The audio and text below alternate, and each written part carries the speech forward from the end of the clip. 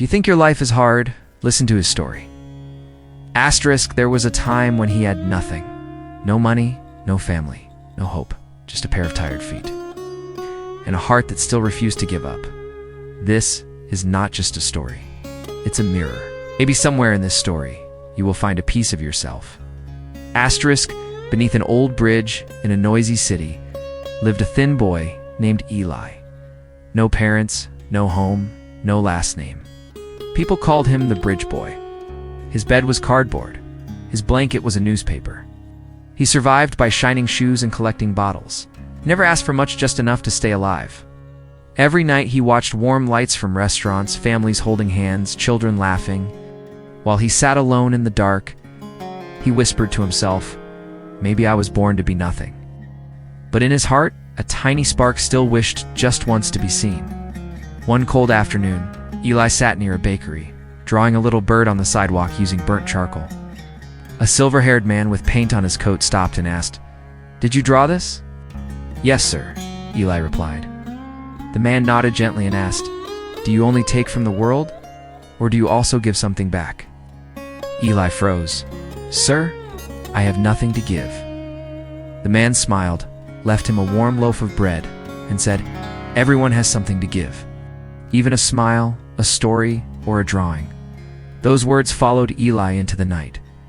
The next morning, Eli made a choice.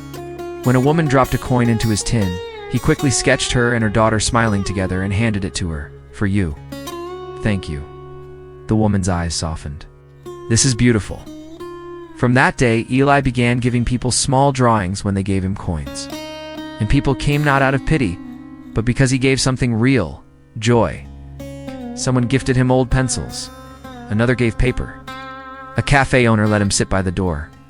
For the first time in his life, Eli wasn't just receiving, he was giving.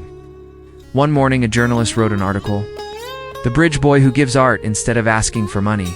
People across the city were moved. Soon after, a luxury car stopped by the bridge. A man stepped out, Leon Avery, owner of a famous art gallery. "Did you draw these?" Yes, sir. "They have soul? Would you like to learn art properly?" Eli's voice shook. "But I have no money." "I don't want your money," Avery said. "Only your effort." And so, Eli learned to paint. He studied day and night. But every week, he returned to the bridge to draw for street kids and tell them, "You are not invisible, you matter."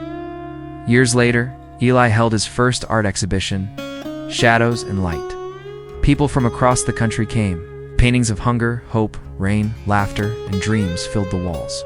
Among the crowd stood the silver-haired man. Eli walked to him and whispered, "Sir, you changed my life." The man smiled.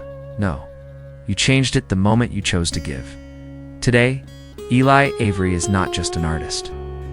He runs a free art school for street children, speaks around the world, sharing one message: "I thought I was poor because I had nothing. But the day I started giving, art, kindness, hope, the world gave me more than I ever imagined." We are not rich because of what we receive. We are rich because of what we give. If this story touched your heart, don't let it end here. Share it with someone who needs hope today. Leave a comment. Tell me what part stayed in your heart the most. And if you want more stories like this, follow and stay with me. Because maybe the story you share today might become the reason someone chooses to keep going tomorrow.